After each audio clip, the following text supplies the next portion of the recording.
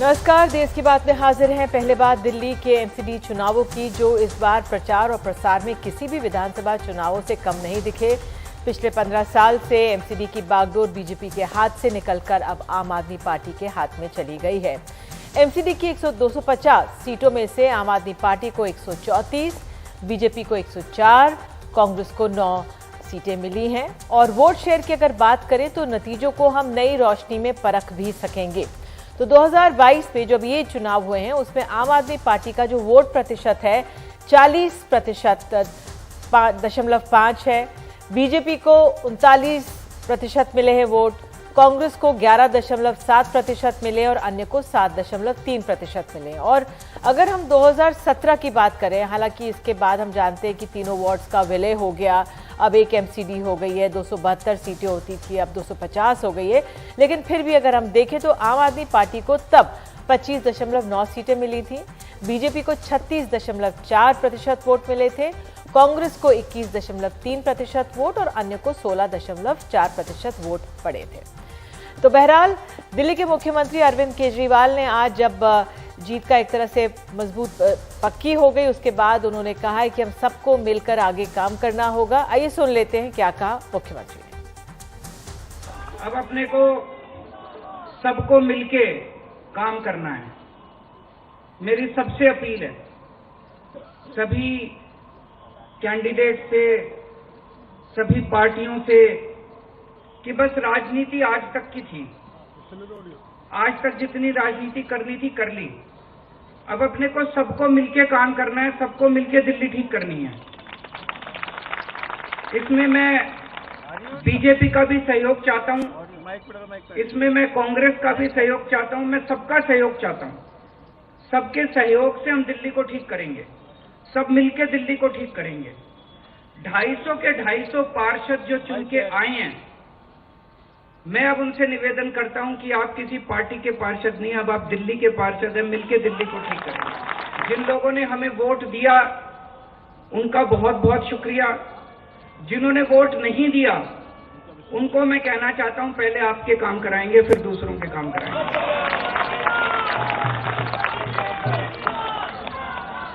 हमें दिल्ली को ठीक करने में सबके सहयोग की जरूरत है और खासकर हमें केंद्र सरकार की मदद भी चाहिए, केंद्र सरकार का सहयोग भी चाहिए। हम आज इस मंच के जरिए से मैं केंद्र सरकार से भी और खासकर प्रधानमंत्री जी से भी दिल्ली को ठीक करने के लिए आशीर्वाद चाहता हूं कि उनका भी, प्रधानमंत्री जी का भी और केंद्र सरकार का भी आशीर्वाद हमें चाहिए। तो इस जीत का एक और पहलू ये है कि दिल्ली के मेयर के चुनाव की बात अगर करें तो इसमें अमर मालविया जो बीजेपी के नेता हैं उनका एक ट्वीट आया है। उन्होंने एक तरह से लिखा है, ये इस बात से तय होगा कि अब दिल्ली के मेयर का चुनाव की बात है, ये इस बात से तय होगा कि ये करीबी मुकाबला है, किसको ज्यादा वोट मिलते हैं, नमित पार्षद जो हैं किस तरह से अपना वोट देते हैं। वैसे चंडीगढ़ में बीजेपी का मेयर है। तो बहरहाल एक तरह से सवाल ये भी उठ रहे हैं कि क्या संकेत वो देना चाह रहे हैं, क्या मेयर के मामले में कुछ रस्साकशी हो सकती है, किस तरह से परिस्थितियां बदल सकती हैं। और इस जीत का एक और पहलू भी है जो ये एमसीडी के नतीजे सामने आए हैं, जो कुछ दिग्गज नेता हैं आम आदमी पार्टी के, उनके इलाकों में अच्छा प्रदर्शन नहीं हुआ। अब जिस तरह से दिल्ली के उप मुख्यमंत्री हैं मनीष सिसोदिया, उनके विधानसभा क्षेत्र पटपटगंज में आने वाली 4 नगर निगम की सीटों में से 3 पर आम आदमी पार्टी को हार का सामना करना पड़ा है। आतिशी के भी बताया जा रहा है 3 वार्डों में आम आदमी पार्टी को जीत नहीं मिल पाई है। दूसरी तरफ सत्येंद्र जैन के क्षेत्र में भी 4 में से 3 सीटें बीजेपी को गई हैं। तो ये तमाम चीज़ें अब धीरे धीरे सामने आ रही हैं। जो जीत के पीछे किस तरह से स्थितियां बनी हैं, आंकलन हम करेंगे। तो हमारे साथ खास मेहमान हैं, कुछ अभी जुड़े हैं, कुछ जुड़ने जा रहे हैं। पहले हमारे साथ शगुफ्ता चौधरी हैं, ये कांग्रेस की विजयी उम्मीदवार हैं चौहान बांगर से। प्रकाश शर्मा नेता भी हमारे साथ जुड़ने जा रहे हैं, बीजेपी से जुड़ रहे हैं हमारे साथ। रीना गुप्ता प्रवक्ता आम आदमी पार्टी, अनिल भारद्वाज जुड़ेंगे कांग्रेस से, श्रवण गर्ग वरिष्ठ पत्रकार और नीरजा चौधरी वरिष्ठ पत्रकार। इन दोनों का हम इंतजार करें जब ये जुड़ेंगे। लेकिन पहले अगर मैं जो विजयी उम्मीदवार हैं उनके पास आऊं और शगुफ्ता आपसे ही समझना चाहूं, आपको पहले तो जीत की बहुत बधाई। बहुत बहुत शुक्रिया। अब ये कहा जा रहा है कि आंकलन निकल कर आ रहा है कि देखिए ये चुनाव जो हुए हैं दंगों के बाद पहले निकाय चुनाव हुए हैं और जो तमाम परिस्थितियां बनी कांग्रेस की तरफ जो वोट गया है, जो क्या आपका आंकलन है इस जीत के पीछे, क्या क्या आप जानते, आपकी नजर में क्या अहम कारण रहे? देखिए, पहले तो ये दंगों के बाद में पहला इलेक्शन नहीं रहा। 2021 में बाई इलेक्शन हुआ था जिसमें चौधरी जुबैर ने बहुत अच्छे 11,000 वोटों से जीते थे। और दंगों की बात की जाए तो देखिए दंगों का तो मैटर है ही, लेकिन हमने इलेक्शन अगर लड़ा है तो वो हमने डेवलपमेंट, एजुकेशन और अपने काम पर इलेक्शन लड़ा है। क्योंकि जो 1 साल में हमने काम किया, 1 साल हमने बेमिसाल करके दिखाया और जनता ने ये बखूबी समझा कि जो हमने वादे किए थे वो हमने वादे पूरे किए। जैसे हमने सफाई का खास तौर से ध्यान रखा। ईद बकरीद पे, क्योंकि ये मुस्लिम एरिया है, ईद बकरीद पे यहाँ बहुत गंदगी रही है पिछले 8 सालों में, तो हमने वो भी साफ किया है। हमने यहाँ पे करप्शन नहीं होने दिया। बेसिकली अगर कहा जाए कि हमने लैंडरों की दलाली यहाँ पे नहीं होने दी है। और आगे आने वाले इलेक्शन के लिए भी हमने 4 वादे जारी किए हैं अपना, कि चौहान बागर जाफराबाद को नाली मुक्त करेंगे और एक वॉइस की लाइब्रेरी भी स्पेशली हम बनाएंगे। बिल्कुल शगुफ्ता, क्योंकि जो 9 सीटें कांग्रेस ने जीती हैं उसमें आंकलन ये किया जा रहा है, इसलिए मैं आपसे रोशनी डालने को कह रही हूँ। वो ऐसी सीटें हैं जहाँ पर एक समुदाय की बहुतायत है। जी जी जी जी हाँ, क्योंकि यहाँ मुस्लिम एरिया है। देखा जाए तो नॉन मुस्लिम का रेशियो यहाँ पे कम है, मुस्लिम रेशियो ज्यादा है। पर अगर यहाँ पे मैं कहूँ कि यहाँ पे जो वोट डला है वो डेवलपमेंट के नाम पे वोट डला है, काम के ऊपर वोट डला है। ठीक है, आप कह रही है डेवलपमेंट के नाम पर वोट डाला है। हमारे साथ आपको बता दें आम आदमी पार्टी से भी रीना गुप्ता मौजूद है। रीना, अच्छा प्रदर्शन किया है आम आदमी पार्टी ने, जीत मिली है, लेकिन जिस तरह से लैंडस्लाइड की बात थी वो नहीं हुई। अब कांग्रेस के खाते में भी 9 चली गई हैं। आप लोगों का क्या आंकलन, जिस तरह से आम आदमी पार्टी की चुप्पी रही कई अहम मुद्दों को लेकर, उसका भी खामियाजा आम आदमी पार्टी को भुगतना पड़ रहा है? निधि जी, पहले तो मैं दिल्ली की जनता का तहे दिल से शुक्रिया अदा करना चाहूंगी कि उन्होंने दिल्ली में एक स्वच्छ ईमानदार सरकार को वोट दिया और भारतीय जनता पार्टी ने जो कोशिश करी, ईडी, सीबीआई, एलजी सबको यूज करने की कोशिश करी। वो 9 मुख्यमंत्री, 24 केंद्रीय मंत्री लेके आए, लेकिन वो सब कुछ फेल हो गया क्योंकि दिल्ली की जनता ने अरविंद केजरीवाल जी के नाम पे वोट दिया। दिल्ली की जनता ने आज एक क्लियर कर दिया कि वो अरविंद केजरीवाल जी पे पूरा भरोसा रखते हैं और वो चाहते हैं कि एमसीडी में भी अरविंद केजरीवाल जी की ही सरकार हो।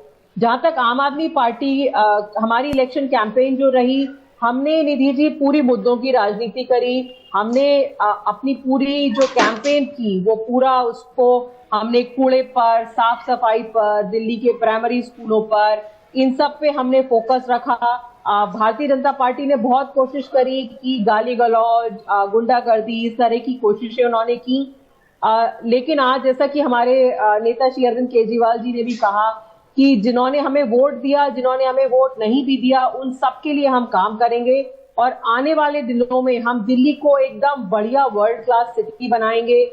जैसा कि आप जानती हैं कि इस बार G20 की प्रेसिडेंसी भी इंडिया के पास है, तो दिल्ली एक तरीके से गेटवे टू इंडिया होता है और बहुत से देश विदेश से लोग आने वाले हैं और ये बहुत अच्छा मौका है हमारे पास कि हम दिल्ली को एकदम अच्छे से एक वर्ल्ड क्लास सिटी बना पाए। बिल्कुल, और यही हमारी कोशिश रहेगी निधि जी। लेकिन मैं आपके चैनल के माध्यम से ये भी कहना चाहूंगी कि भारतीय जनता पार्टी जो जगह जगह कह रही है कि मेयर तो हमारा ही होगा और एक तरीके से ये सीधे सीधे धमकी दे रहे हैं ऑपरेशन लोटस करने की, कि पार्षदों को खरीद फरोख्त करने की ये धमकी दे रहे हैं, जैसा कि पूरे देश में ये करते आ रहे हैं।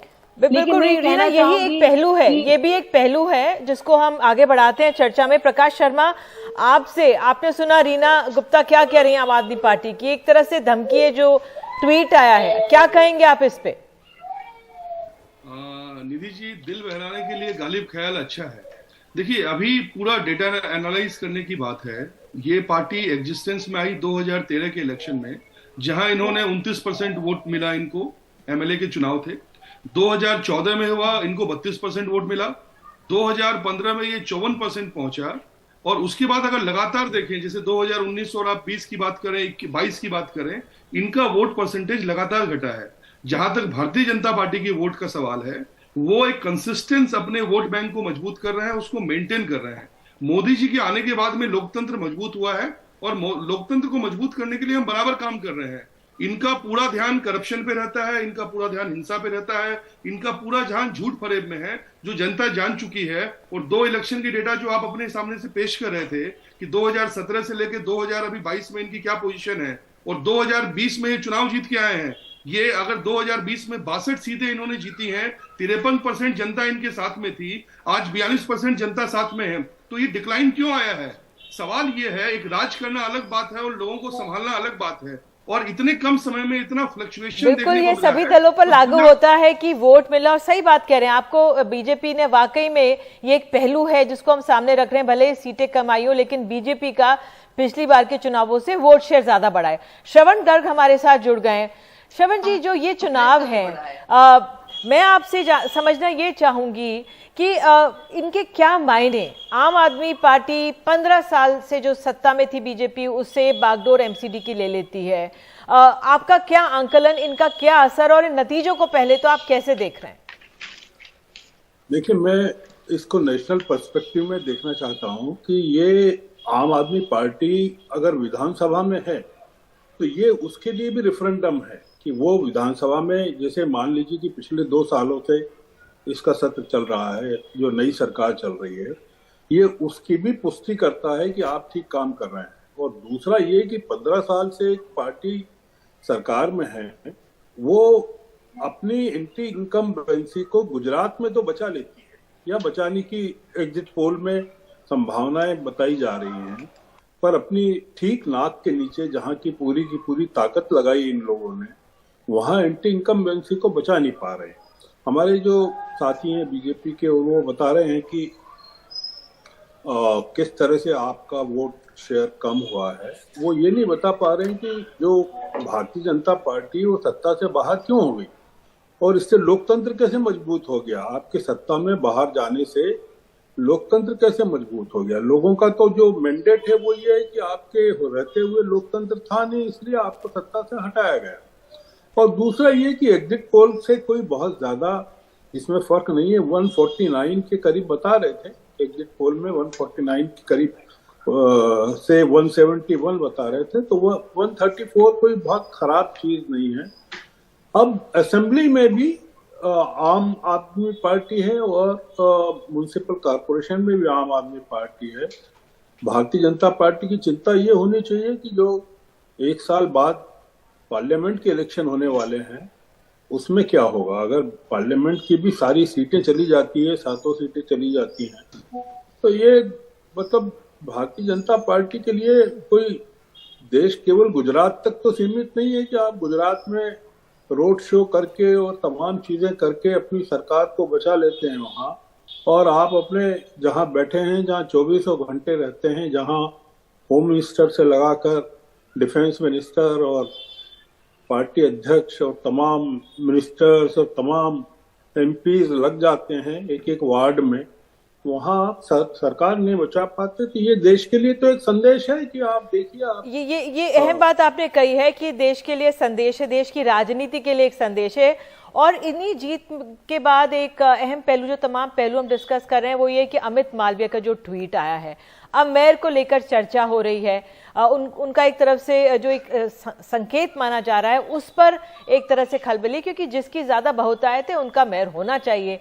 अब क्या मेयर किसी और पार्टी का हो सकता है? हमारे सहयोगी अखिलेश शर्मा हमारे साथ मौजूद हैं। अखिलेश, मैं आपसे जरा समझना चाहूंगी, क्योंकि उन्होंने चंडीगढ़ की बात कह दी है। यहाँ पे करीब 20 जो काउंसलर ज्यादा आए हैं आम आदमी पार्टी के, चंडीगढ़ में 2 थे। लेकिन जरा हमारे दर्शकों को समझाइए, अमित मालवीय के ट्वीट का क्या मतलब, उसको हम कैसे समझे। स्क्रीन पर भी अगर वो ट्वीट हम दिखा देंगे तो बेहतर रहेगा। जी अखिलेश। देखिए निधि, ऐसा है कि जो परिणाम आए हैं नगर निगम के, उसमें आम आदमी पार्टी बहुमत के आंकड़े से केवल 8 पार्षद ऊपर है, ज़्यादा है। तो ये जो बहुमत मिला है आम आदमी पार्टी को, कोई बहुत ज़्यादा नहीं मिला है, कोई बहुत बड़ी जीत नहीं मिली। ये सारी बातें बीजेपी नेताओं की ओर से कही जा रही हैं। तो बीजेपी नेता ये भी कह रहे हैं कि चूंकि केवल 8 का ही बहुमत मिला है और चंडीगढ़ का उदाहरण इसलिए दिया जा रहा है क्योंकि वहां पर भी बहुमत में बीजेपी नहीं थी, लेकिन उसके बावजूद भी पार्टी ने मैनेज कर लिया क्योंकि वहां पर आम आदमी पार्टी के जो 2 पार्षद थे वो चुनाव के दिन वोट देने नहीं पहुंचे थे। यहाँ नगर निगम का मैं आपको थोड़ा सा बता देता हूं, जो उनका ये कहना है कि ये 5 साल के लिए जो नगर निगम है इसमें हर साल मेयर चुना जाना है। पहले साल यानी इस साल एक महिला मेयर होंगी, अगले साल इसमें एक सामान्य वर्ग के होंगे, उसके बाद अगले साल अनुसूचित जाति वर्ग से होंगे, फिर बाद के जो 2 साल होंगे वो ओपन होगा। तो इस तरह से हर साल चुनाव होना है मेयर के लिए। इसमें पार्षद तो वोट डालते ही डालते हैं मेयर के लिए, इसके साथ साथ जो 7 सांसद हैं बीजेपी के जो दिल्ली के वो भी इस पर वोट डालेंगे। इसके अलावा जो 15 विधायक हैं उनको भी मनोनीत किया जाएगा विधानसभा स्पीकर की ओर से, वो भी रोटेशन बेसिस पर होता है तो उनको भी वोट देने का अधिकार होता है। वैसे तो 12 नॉमिनेटेड मेंबर भी होते हैं लेकिन उनको वोट देने का अधिकार नहीं होता। तो इस तरह से ये जो पूरी तस्वीर बनती है बड़ी कॉम्प्लेक्स तस्वीर बनती है। इसके साथ ही 3 निर्दलीय जीत करके आए हैं। कांग्रेस पार्टी के जो 9 जीते उनमें से 7 जो है वो मुस्लिम वर्ग के हैं। तो इस तरह से जो तस्वीर बनती है उसी कारण ये कयास लगाया जा रहा है कि क्या वाकई आम आदमी पार्टी की जीत जितनी बड़ी बताई जा रही है क्या उतनी बड़ी जीत है भी। और दूसरी बात ये कि क्या आम आदमी पार्टी अपना मेयर बना पाने में कामयाब रह पाएगी या नहीं, क्योंकि ये सब कुछ निर्भर करता है मतदान के दिन पार्षद आपके कहां पर हैं कहां नहीं है और किस तरह से उनका मोबिलाइजेशन होता है। तो यही कारण है कि इस तरह का ट्वीट आया है। बिल्कुल, बहुत अहम बात आपने की, इसके लिए बहुत बहुत धन्यवाद अखिलेश समझाने के लिए, क्योंकि जीत के भी कई पहलू होते हैं और चुनौतियां आम आदमी पार्टी की समाप्त नहीं हुई हैं। आगे बढ़ने से पहले मैं अनिल भारद्वाज से बात कर लेती हूं। अब मुझे बताया जा रहा है नीरजा चौधरी भी वरिष्ठ पत्रकार हमारे साथ जुड़ गए। नीरजा जी, मैं आपके पास जाऊंगी, लेकिन अनिल भारद्वाज, आपको 30 सीटें थी पिछली बार, 9 पे आप लोग सिमट कर रह गए और कुछ ऐसे चुने हुए क्षेत्रों में ही कांग्रेस जीत पाई है। क्या कैसे आप आंकेंगे कांग्रेस के प्रदर्शन को? जो आपके बड़े नेता प्रचार के लिए नहीं आए, उसका पूरा असर, उसका नुकसान कांग्रेस ने झेला है। नहीं निधि जी, जो बड़े नेताओं का सवाल है, म्युनिसिपल कॉर्पोरेशन दिल्ली में हमारे कभी पहले भी बड़े नेता चुनाव प्रचार के लिए नहीं आए। दूसरी बात, जो रिजल्ट आए हैं वो जनादेश है, जनता की अदालत ने फैसला दिया है, हम उसे विनम्रता से स्वीकार कर रहे हैं, बधाई देते हैं केजरीवाल जी और उनकी पार्टी को।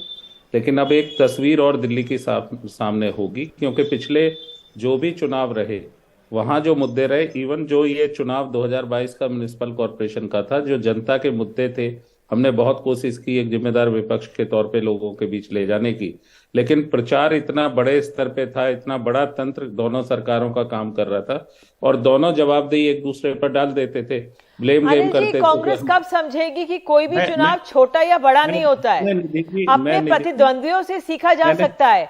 बीजेपी की तो आप कहते हैं चुनावी मशीनरी है, लेकिन आप देखिए कैबिनेट मंत्री तक लोग प्रचार करते हैं और आम आदमी पार्टी देखिए अरविंद केजरीवाल गुजरात में भी जाते हैं, यहाँ पे करते हैं।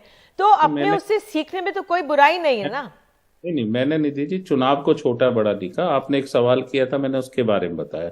मैं दूसरी बात ये कह रहा हूँ कि ये मुद्दे हम कोशिश करने के बावजूद लोगों तक नहीं पहुंचा पाए, क्योंकि प्रचार तंत्र बड़ा था और दोनों जिन की जो जवाबदेही थी उसको इंश्योर करने की जगह वो दूसरों पे डालते रहे। तो कहीं ना कहीं एक अच्छी बात है कि जो रिजल्ट्स आए हैं उस रिजल्ट में, मैं आंकड़ों में भी नहीं जा रहा, परसेंटेज ऑफ वोट आपका भी कम हुआ है, हमारा पिछले चुनाव के मुकाबले बढ़ा है, मैं उसको नहीं बात कर रहा हूँ, मैं तो सीधा ही बढ़ा है। क्या विधानसभा से कंपेयर कर रहे हैं कि किस तरह से आप आंकलन कर रहे हैं कि बड़ा है? इलेक्शन हमारा तो कम ही आ रहा था ना, तो विधानसभा का जो पिछला रिजल्ट था हमारा वो 4.2% था, तो उससे बड़ा है। तो मेरा ये कहना है कि जो मुद्दे दिल्ली के थे, अब ये ब्लेम गेम नहीं कर सकते। अच्छी बात है, इन्होंने एक नारा वहां से दिया है, सबको साथ लेकर काम करेंगे, तो हम उसका इंतजार कर रहे हैं। चुनौती है क्योंकि इनकी जो काम रहा है, गारंटियां रही हैं। मैं एक 10 सेकंड में ये बताना चाहता हूं कि जो पिछला रिकॉर्ड है 8 साल का दिल्ली सरकार का, उसमें वो गारंटियां पूरी कभी नहीं हुई है। ये आप ये कहते रहिए, अगर ये आप जुड़े हमारे साथ। बिल्कुल, मुझे एक ब्रेक लेने के लिए कहा जा रहा है, लेकिन आम आदमी पार्टी ने जो भी कहे अपने दमखम से एक जीत दर्ज की है। एक छोटा सा ब्रेक लेते हैं और आपको तब ले जाएंगे बीजेपी की जो दिल्ली संगठन की बैठक है वो होने जा रही है, उस पर आप लोगों को जानकारी देंगे और तमाम पहलू हैं जो आम आदमी पार्टी की जीत के पीछे हैं। आम आदमी पार्टी के सामने इस समय और क्या चुनौतियां हैं उस पर गौर करेंगे। बने रहिए देश की बात के साथ। तो एमसीडी के चुनावों का आंकलन हो रहा है हमारे साथ दो वरिष्ठ पत्रकार इस समय हैं। नीरजा चौधरी जुड़ गई हैं, श्रवण गर्ग हमारे साथ हैं। नीरजा जी, आपका क्या आंकलन, जो ये नतीजे सामने आए हैं, किस तरह से आप देख रही हैं, इसका क्या असर देश की राजनीति पर? देखिए, ये बहुत हम एक म्यूनिसिपल कॉर्पोरेशन का चुनाव का आंकलन कर रहे हैं।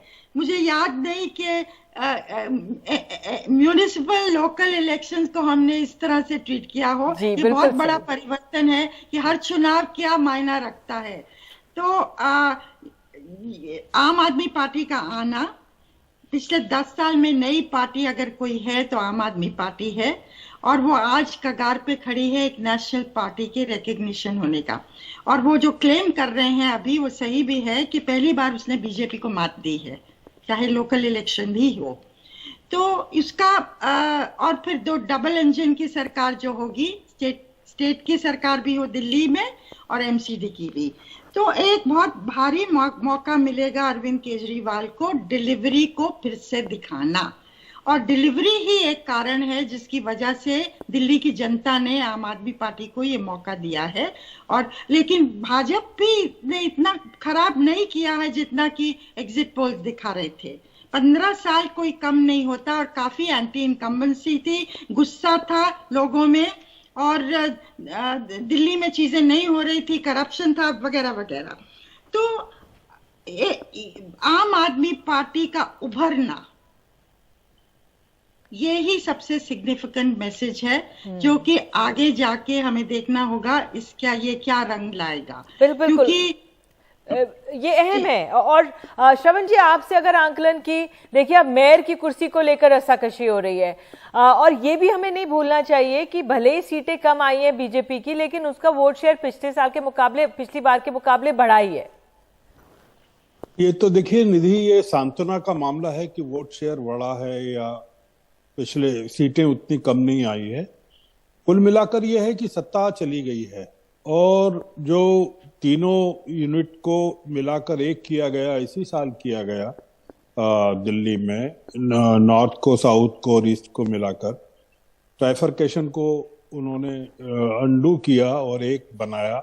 उसके बाद ये किस्सा हुआ है। इसको इस तरह से देखिए, इस चुनाव को नीरजा जी जो कह रही हैं वो ठीक है, पर मैं इसको अलग राष्ट्रीय नजरिए से ये देखता हूं कि कांग्रेस को आम आदमी पार्टी ने 9 साल में पूरी तरह से रिप्लेस कर दिया है, दिल्ली में असेंबली में भी और लोकल बॉडीज में भी। और गुजरात में जैसे वो चैलेंज कर रही है, तो वो हम एमसीडी के इलेक्शंस को अगर गुजरात के परिप्रेक्ष्य में भी ट्रांसलेट करना चाहें, तो क्या हमको डर नहीं लगता है कि कहीं आम आदमी पार्टी वहां सेकंड लार्जेस्ट पार्टी तो नहीं हो जाएगी? आम आदमी पार्टी का दिल्ली में एमसीडी में आना, कांग्रेस को एकदम पीछे कर देना, राहुल गांधी की यात्रा के दौरान ऐसा होना, राहुल गांधी की यात्रा के दौरान अजय माकन का इस्तीफा देना राज्यसभा राजस्थान के प्रभारी पद से, संदीप दीक्षित का इशू उठाना कि भाई उनकी मदर का फोटो नहीं है मंच पर, और इस तरह की कांग्रेस में जो इस समय घमासान चल रहा है, वो काफी चिंता का विषय है कि कांग्रेस को अगर आम आदमी पार्टी रिप्लेस कर रही है हर जगह से, तो आप सोचिए कि हम किस दिशा में देश के विपक्ष को ले जा रहे हैं, देश का विपक्ष किस तरफ जा रहा है। 137 साल पुरानी पार्टी है कांग्रेस, उसको 9 साल पुरानी एक पार्टी जो है दिल्ली में भी रिप्लेस कर देती है, पंजाब में भी रिप्लेस कर देती है, एमसीडी में भी रिप्लेस कर देती है, गुजरात में भी चैलेंज करती है। बिल्कुल आप एक संक्षेप में, नीरजा जी मैं आपका रिएक्शन चाहूंगी। कांग्रेस कोशिश करती हुई भी नजर नहीं आ रही है। ठीक है, भारत जोड़ो यात्रा आपकी चल रही है, लेकिन इतना बिखराव इधर दिल्ली में भी है, हर जगह बिखराव है। तो ऐसा नहीं, अब तो राष्ट्रीय अध्यक्ष भी मिल गए हैं, तो क्यों नहीं प्रचार की तरफ संचालन किया गया, कुछ चेहरों को उतारा गया, सक्रियता दिखाई गई? संक्षेप में देखिए, कांग्रेस भारत जोड़ो यात्रा को काफी रिस्पांस मिल रहा है, लेकिन जो लिटमस टेस्ट है किसी भी पॉलिटिकल पार्टी का, वो चुनाव जीतना है। अगर आपके पास पावर नहीं आएगा तो आप डिलीवरी करेंगे कैसे? और उस पे उन्होंने तूल नहीं दी है, उसको अहमियत नहीं दी है, ना गुजरात में दी है, ना हिमाचल में दी है, ना एमसीडी में दी है, जहाँ की स्टेक्स बहुत हाई थे कांग्रेस के लिए। और अब दिख रहा है दिल्ली जैसी जगह में एमसीडी में भी 9 सीटें हों और आम आदमी पार्टी ले जाए, और गुजरात में भी कल देखेंगे हम कितना वोट परसेंटेज होता है, सीटों पे नहीं निर्भर करेगा। बिल्कुल, आप दोनों बिल्कुल जुड़े हमारे साथ, इसके लिए बहुत बहुत धन्यवाद। और एमसीडी के नतीजे आज आ गए हैं। बीजेपी के दफ्तर में इस समय हलचल है। दिल्ली बीजेपी ऑफिस में एमसीडी चुनावों के नतीजों पर अहम बैठक शुरू हो गई है। इस बैठक में एमसीडी चुनाव के नतीजों पर मंथन हो रहा है। शायद मेयर पद को लेकर भी मंथन हो रहा होगा, जिस तरह से अमित मालविया का ट्वीट आया है। हमारे सहयोगी रवीश रंजन वहां पर मौजूद हैं। रवीश, क्या जानकारियां निकल कर आ रही हैं? आज देखिए निधि, बीजेपी के जो संगठन मंत्री हैं सिद्धार्थन जी, वो एक बैठक ले रहे हैं और उस बैठक में रमेश बिदुड़ी जो कि सांसद हैं वो भी मौजूद हैं, विजय गोयल मौजूद हैं और जितने महामंत्री हैं और जिला अध्यक्ष हैं वो सारे लोग मौजूद हैं। और इस बैठक में ये मंथन किया जा रहा है कि आखिर हम हार कैसे गए ये चुनाव, क्योंकि संगठन के स्तर पर तकरीबन 1 लाख से ज़्यादा कार्यकर्ताओं को मोबिलाइज किया गया था और ये कहा गया था कि 1 करोड़ लोगों तक वो लोग पहुंचेंगे। तो ऐसे में ये सवाल उठता है कि क्या संगठन की तरफ से कोई कोताही रह गई या फिर कुछ और कमियां रह गई। तो इन कमियों के ऊपर में एक लगातार जो है वो बैठक चल रही है और इस बैठक के बाद में एक रिपोर्ट बनाकर भेजा जाएगा हाईकमान के पास में कि आखिर इसमें क्या क्या कमी रह गई, किन किन जगहों पर जो है वो लूपहोल्स रह गए।